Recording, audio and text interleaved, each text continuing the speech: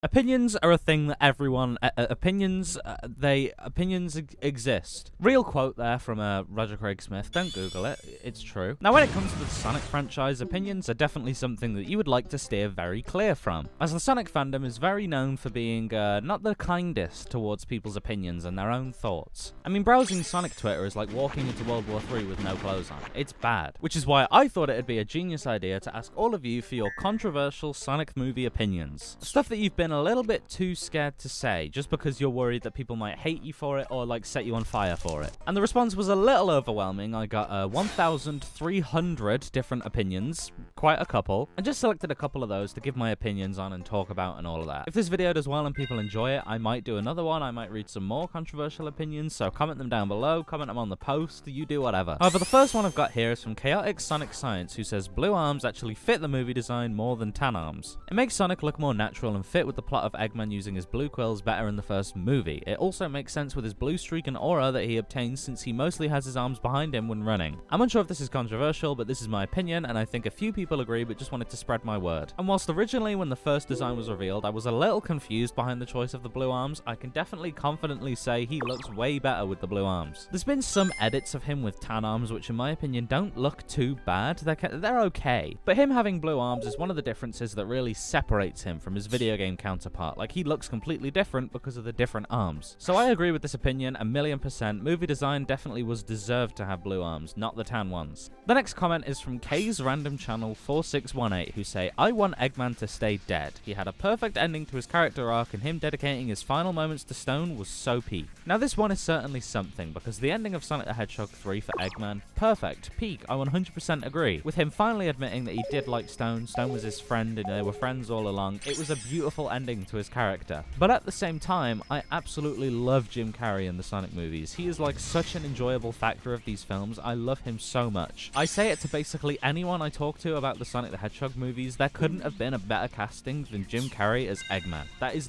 the best casting they could have ever had. Now if you asked me this when I first finished Sonic the Hedgehog 3 and just walked out of the theater whether I wanted Eggman to come back or not, I'd say yeah, I definitely do want him to come back. And whilst there's still a bit of me that hopes he makes some sort of appearance, I personally am completely fine with him not returning for the fourth film. The ending was definitely left in a sort of limbo where he could have survived if they wanted to bring him back, but if they didn't want to bring him back, then he died there. So I agree, I think Eggman staying dead is perfectly fine. I would be okay with that. The next opinion is from his_lonkness, who says the wedding scene in Sonic 2 wasn't bad at all, was fun and made the humans feel useful. People just don't like humans in Sonic projects, but Chris deserves it. And yeah, I can agree, Chris does deserve it, but I also agree with this statement personally. I loved the wedding scene. It does seem to be a recent trend that a lot of people are hating on the human characters in the Sonic movies, and personally, I don't know why. I love every single human character introduced in these films. The scene where they all got locked up and had to go around hiding from Gunn and trying to break them all out was really fun and actually interesting. I liked that part. And I was quite surprised to come out and see that a lot of people hated that scene and thought that it ruined the film for them. So I agree with this one. Again, 3 agrees in a row. Next controversial opinion comes from Amirisphere, who says Tails isn't really getting enough time to develop like the rest of the characters. We're already at Amy and dude is still falling short. Justice for Tails. And honestly, I think you can see it coming. I agree. Again, 100% I agree. Sonic's character is pretty fleshed out. Knuckles' character is pretty fleshed out. We even got an entire spin-off based off of his story, but what has Tails got? Tails is just the guy who occasionally builds the tech that they need and just kind of that's it, he's there. I especially didn't like the scene in Sonic 3 where Sonic and Knuckles were arguing with each other and Tails just kind of got ignored in the back. They didn't mention him whatsoever. He was trying to stop them, but they were just ignoring him. Both. Tails just keeps getting ignored. And honestly, I'm gonna say it might be controversial. This is a little controversial opinion of my own.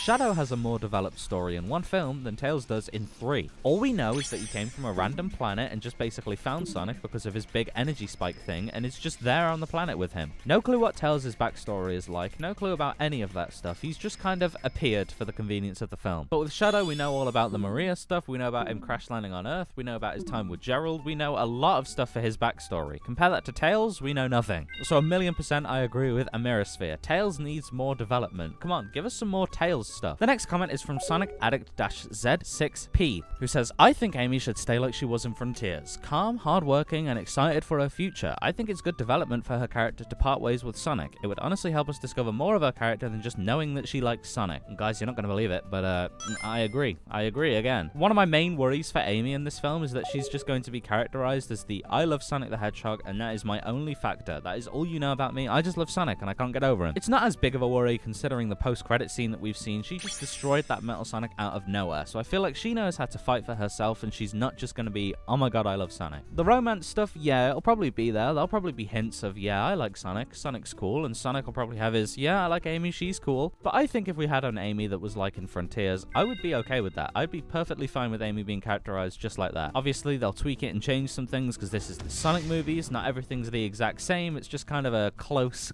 like representation. But I agree. I agree with this person. That should happen. The next comment is from What's a Kayla, who says, I really like how they portrayed Sonic as a kid, and how one of the things they do to add upon that is by making him say a lot of pop culture references, lol. I find it funny, not cringy. I agree. I'm saying it. I agree already. I agree with it. I've seen a lot of people say that movie Sonic is like the worst representation of Sonic ever, and that they absolutely hate movie Sonic with all of their being, which I just don't get, because movie Sonic is fun. He's very fun. Like, I hear some people say that the pop culture references are annoying, which I just don't get why. He's a teenager, like, kid. He's gonna make references like that. So yes, I agree with What's a Kayla. I like how they characterize Sonic in the movies. I like that he's different, and I like that he makes a lot of pop culture references. Big fan. The next opinion is from Titifis Cafe, I hope I said that right, who says, the glazing with Tails at Sonic needs to be toned down a bit. Please give him other things to do other than just be the sidekick kid of the group. Last two movies really just feel like he's only there for Sonic and doesn't do anything else in his life. At least in Sonic X, he had other hobbies such as dedicating his time to his ex-Tornado. In Sonic Prime, he had his own garage where he could work on his gadgets and stuff. And this is basically exactly like I said with the Tails stuff before. I 100% agree. Tails has done basically nothing for the past two films he's been in. He's definitely the character we know the least about, which is upsetting because I really like Tails and I want to see and know some more about him. And I kind of disagree with the glazing point because Tails just came to Earth because of Sonic. He likes Sonic. So of course he's gonna glaze the guy a little bit because he loves him. He's the whole reason he went to a completely different planet just to be around him. But I can see the whole toning it down just a tiny smidge, but literally I mean like not that much. So kind of agree, kind of disagree. The next comment is from SuperSmart1256, who says, I don't want Metal Sonic to talk in Sonic 4. Now this is my first full disagree. I disagree. I want Metal Sonic to talk in this film, but in some kind of different way. Let me explain it. I want Metal Sonic to talk throughout the course of the film. So at the start of the film, he can't talk, but by the end of it, he's able to speak. I want Sonic the Hedgehog to be hung upside down in just his underwear. And it sounds a little bit weird, but I kind of want Metal Sonic to be like some sort of learning AI that kind of adapts. As seen at the end of Sonic the Hedgehog 3, Sonic points out that there's a few details that he misses, and then they have a little sort of fight thing. So the few details that he misses is because he hasn't seen Sonic before, and over the course of the film, and the more that he gets to see him, the more that he becomes to like adapt him, if that makes sense. So originally he's got no clue what it's like to be Sonic, but the more fights that he has with him, the more that he realizes, wait, this is what I'm supposed to do. And then that's where the talking comes from. Eventually he gets the voice down and starts speaking. Just my own little personal idea, alright? Doesn't have to be, just my own little idea, okay? You don't have to agree with this, but personally I disagree. I want him to talk. The next opinion is from Graft on Gaza Way, who says the Knuckles show was very fun and Wade is a great character. And these are two big agrees right here. Huge agrees right here. Everyone just gaslighted themselves into thinking that the Knuckles show was going to be really lore heavy and introduce like the Chaotix too. Maybe I was responsible, shut up. I did talk about the leaks, but be quiet. I didn't do that. And since everyone believed it was going to be really lore heavy, when it came to just being a silly little funny Wade and Knuckles show, everyone just hated it and said it sucked. But I'm one of the biggest Knuckles TV show defenders to ever exist. I loved the Knuckles TV show. It was really good. I had a great time watching it. The next opinion is from Opal Light TV, who says Amy and Sonic will actually have a good romantic storyline. I feel like the Sonic movies would be good with a little romance. And oh god, this is a hard one, because personally, I don't hate the Sonic movies if they're going to have just a little bit of romance in there, okay? Just a little smidge. My main concern is that they will not shut up with the romance. They won't stop shoving it in our faces. I don't want that, personally. I don't want that to happen. Because come on, Metal Sonic's here. I'm sorry, but I don't care if Amy and Sonic are in love with each other. I want to see some cool fights, okay? That might make me sound like I'm 12, but I don't care. But so far, any worries I've had with the Sonic movies always turn out to just not happen. So I'm not that worried, and I think, yeah, I agree. I'll agree with this one, alright? As long as it doesn't take away from the action and fighting and the fact that Metal Sonic is here, I think their romantic storyline could be okay. The next opinion is from Master Ruler Cube, who says, using the rings as portal to transport was the best thing Paramount could have done in the franchise for years. And again, huge agree, because what else would Sonic do with his rings? He doesn't seem to have lives like in the game, so the rings would be absolutely pointless. pointless. So making it that they're little portals for him to travel through, yeah, that's one of the best things they could have done in a while. Fully agree. The next comment is from Novik Nikolovic, who says, Run It was the worst ending theme. Fight me. And I agree with this one. I'm sorry, I don't think Run It is a bad song, but just out of all three of them, I feel like it's the weakest. Speed Me Up is just kind of nostalgic. It's nice to listen back on that song and remember all the times when that film was coming out. And Stars in the Sky is a masterpiece. That's one of the greatest songs that Kid Cudi has ever made in his entire life. It's peak. It's such a good song. So, yeah, I agree. Run It was the worst ending theme out of all of the three. The next opinion is from Sekai21, who says, I want Agent Stone to somehow become the villain now. Eggman, dead. Agent Stone, alive and probably traumatized due to the loss of Eggman. Give him his own villain arc due to his grief. And yeah,